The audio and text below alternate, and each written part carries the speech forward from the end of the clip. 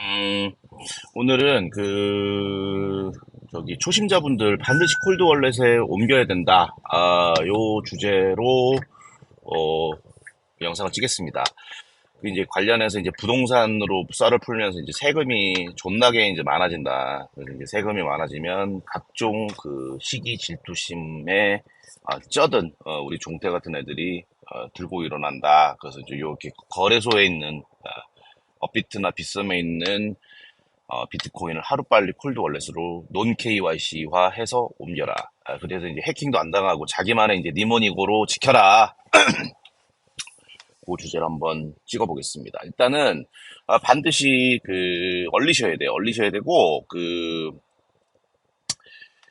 지금 국내 거래소에서 해외 거래소로 무조건 빼셔야 되고 해외 거래소 콜드 월렛으로 그냥 빼시면은 국내 거래소에서 산 KYC 비트코인이 그 딱지가 붙어 있습니다. 비트코인에. 근데 이제 뭐 이거 그렇다고 해서 뭐 콜드 월렛에 저장돼 있는 비트코인을 국가에서 추적할 수 있다는 말은 아니고 어차피 범죄를 저지르지 않으면 그 비트코인은 극강의 자유 속에서 안전하게 은행처럼 뱅크런이나 직원들의 횡령으로 인해서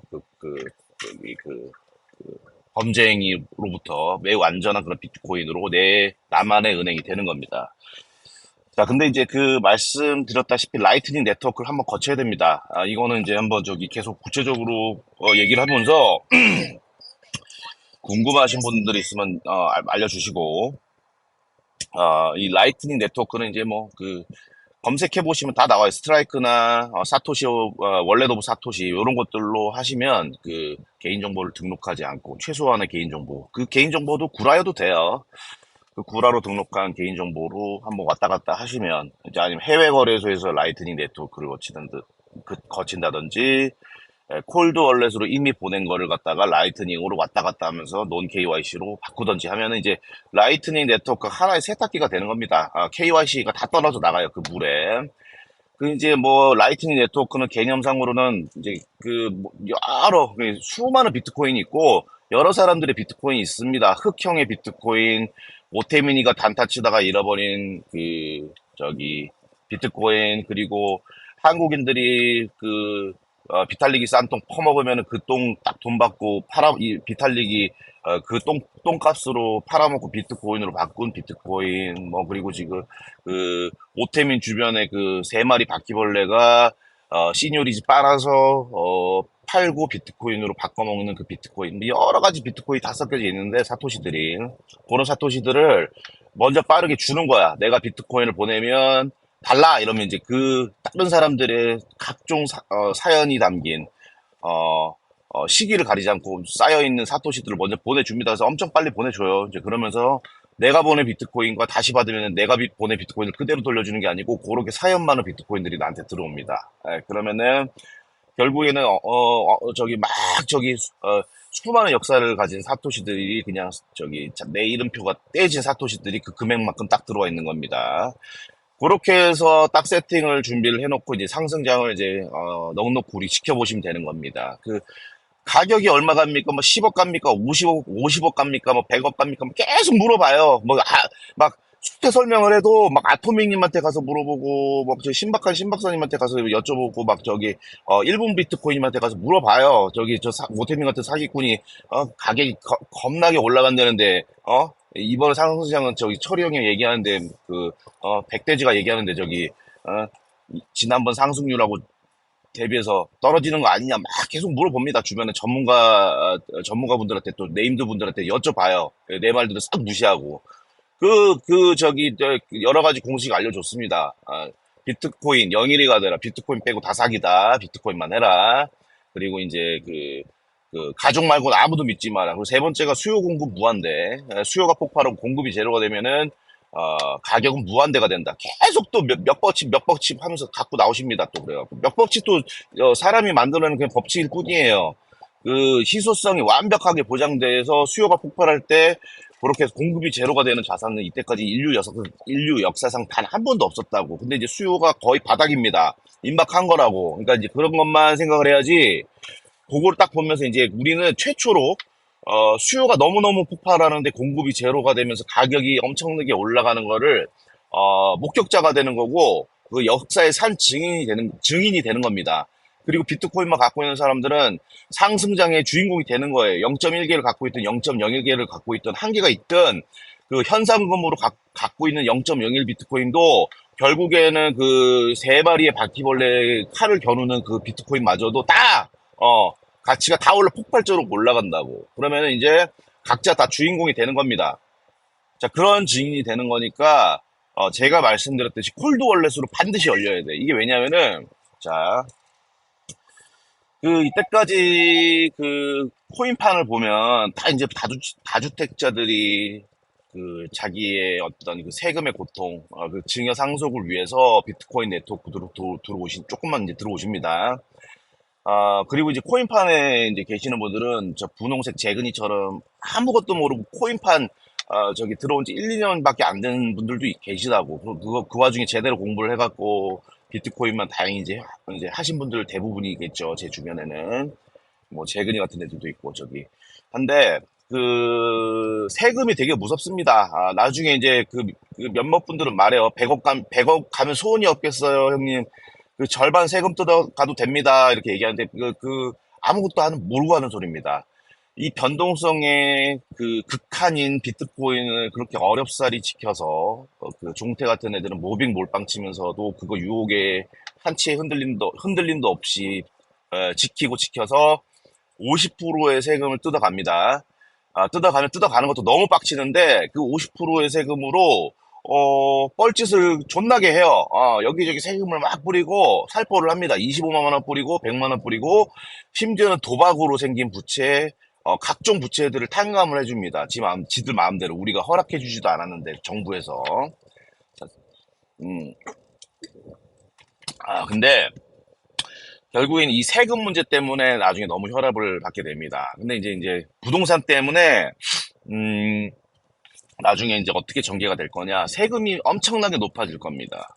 세금이 엄청 높아질 거기 때문에 반드시 콜드 월렛으로 얼려야 된다.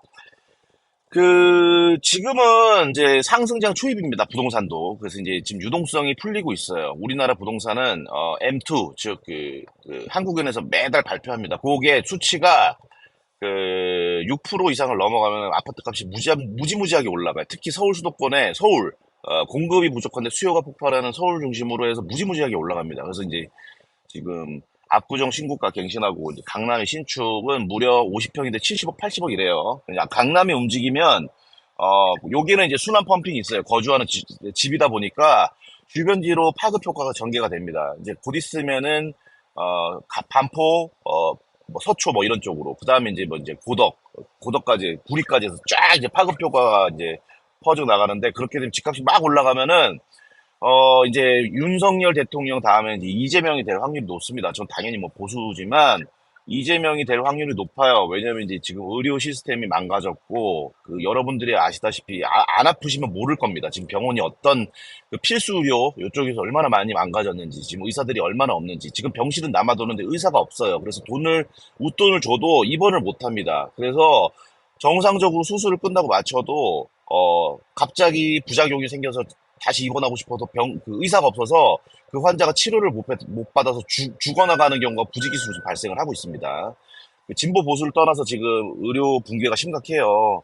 의사들도 지금 다 그냥 그만두고 딴 거 할래 막 이제 그러고 있는 상황이고. 그래서 잘못된 거는 다시 되돌아가려는 습성이 있습니다. 정상을 찾아가려는 습성이 있어요. 정치를 떠나서 모든 인생사가 다 그런 것 같습니다.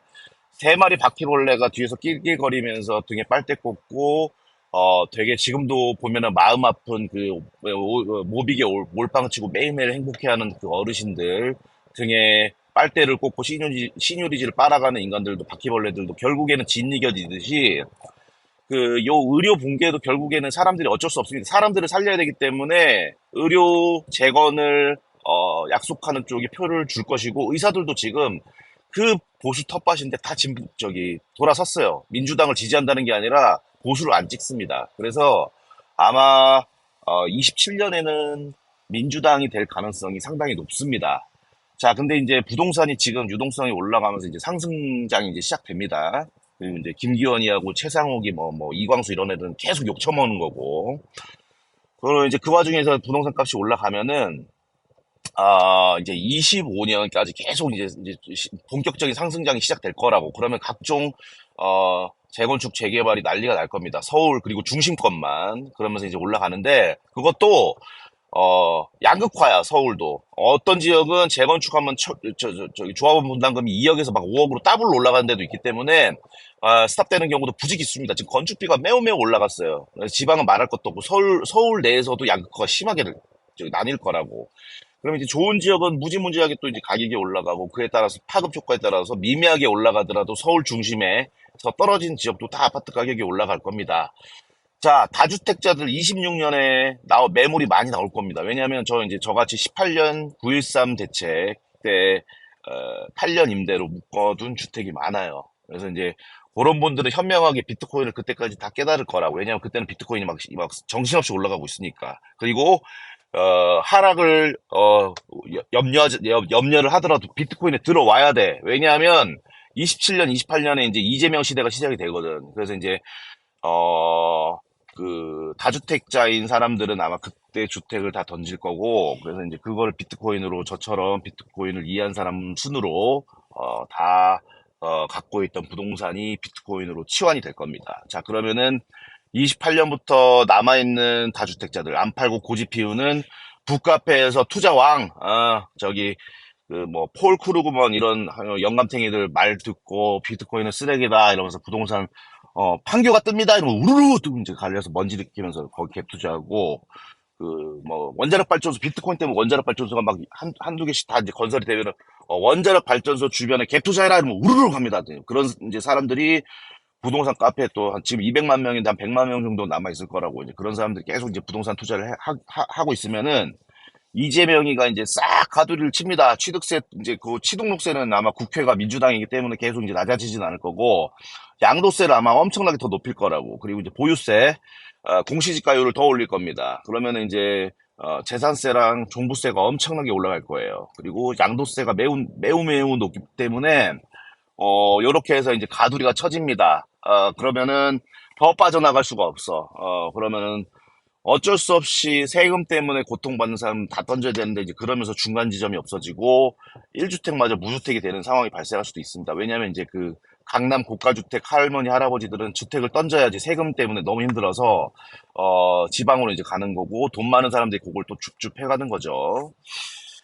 자, 요런 식으로 될 겁니다. 근데 이제 제가 서두에도 말씀드렸듯이 정상으로 찾아가려는 습성이 있습니다.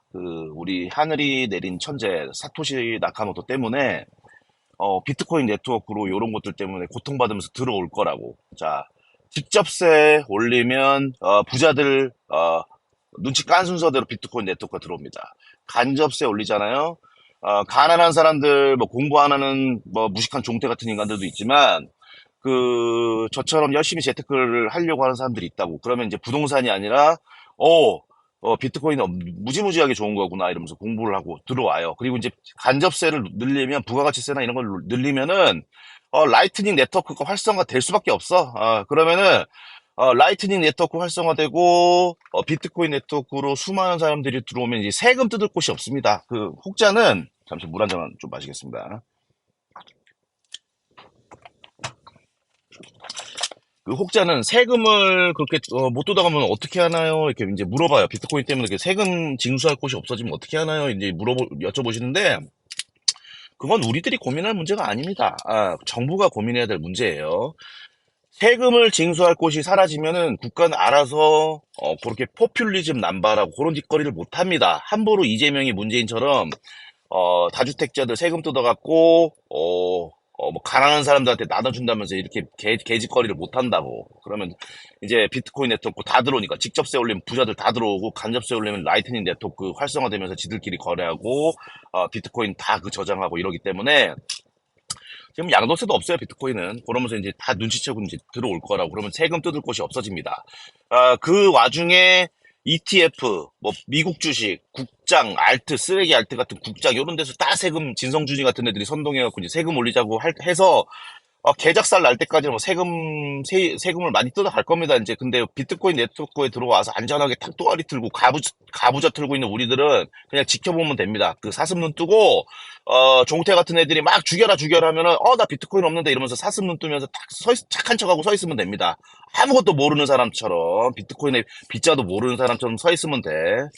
자, 그러면 이제 박살 날 거라고 부동산에서 이제 뜯다가 뜯을 곳 없으면 더 이상 해도 너무 지나칠 지경이면은 주식으로 눈 돌리고 금은 이렇게 실물 자산, 국가의 취득 등기를 거치는 자산, 감시가 가능한 자산들한테는 딱 저기 그 감시의 눈을 딱 달고 그 세금을 뜯어갈 거라고. 그런데 이제 하다 하면 이제 마지막에 이제 그 완전히 국가의 그런 재정이 동이 납니다. 바닥이 나요. 완전히 그 초토화되면은 제가 일전에 방송에도 그랬죠. 그 비트코인 피앗 머니의 폐해를 알고 비트코인을 제대로 이해하고 있는 정치인들이 딱 등장해서 세일러처럼 연설을 멋지게 할 거라고. 그러면은 그게 유권자들도 가난한 사람, 부자인 사람 다 이제 그 사람 지지를 하게 되는 겁니다. 세금도 함부로 못 뜯어요. 정확하게 명분이 있고 정확하게 쓸 목적이 있는 세금만 걷게 됩니다. 자동적으로 작은 정부를 지향하게 되면서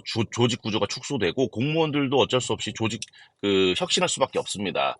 효율성을 추구하기 때문에 방만하게 운영되던 모든 그 구조들 이런 것들이 혁신되면서 비트코인 스탠다드화 되는 거라고. 우리나라만의 비트코인 스탠다드. 그 사이 이제 미국도 열심히 지들끼리 치고 박으면서 비트코인 스탠다드화 되겠죠. 그러면서 이제 쓰잘데기 없는 태양광, 그 풍력, 요런 거 하자는 거 다 없어지고, 그 산과 들에 그 흉측하게 깔려지는 태양광 패널들 이제 그 매립도 안 돼요. 그거 다 뜯고, 지금 추가로 태양광을 건설하든지 뭐 이렇게 다시 재개를 하면서 그렇게 국민들을 위한 실질적인 그런 효율성을 위한 정치가 이제 펼쳐질 거라고. 그게 이제 5년, 27년부터 한 번이면 될지 두 번을 제2의 이재명을 한 번 겪고도 정신 못 차려서 제3의 이재명을 겪어야 될지 그건 모르겠습니다. 그건 뭐 10만 아는 거니까. 여하튼 세금이 어마무지하게 높아질 거라고요. 이제 그러면서 그때 뭐 KYC 달린 지갑을 팔아라 아니면 유통을 못 한다. 업비트에서 해외로 나갈 때는 자 일단 무조건 뭐 양도세 뭐 보유세를 내고 가라든지 뭐 개 같은 미친 소리를 뭐 할 거라고. 국회의원들이 지들은 몰래 다 빼돌려 놓고. 자, 요런 짓거리 당하지 않으려면 지금부터 준비를 해야 됩니다. 그리고 폭발적인 상승장이 제가 시작된 뭐라 그랬죠? 백대지나 저기 철이와 비해 이런 애들이 예측하는 거와는 달리 전혀 다른 상승장이 전개가 될 거라고. 그러면은 어, 그 예상치도 못한 지점에서 종태 같은 애들이 막 우르르 나옵니다. 광화문으로. 이제 그러니까 그런 시기가 오기 전까지 열심히 KYC를 논 KYC로 바꾼 다음에 자녀들한테 증여를 해주십시오. 지갑을 니모닉으로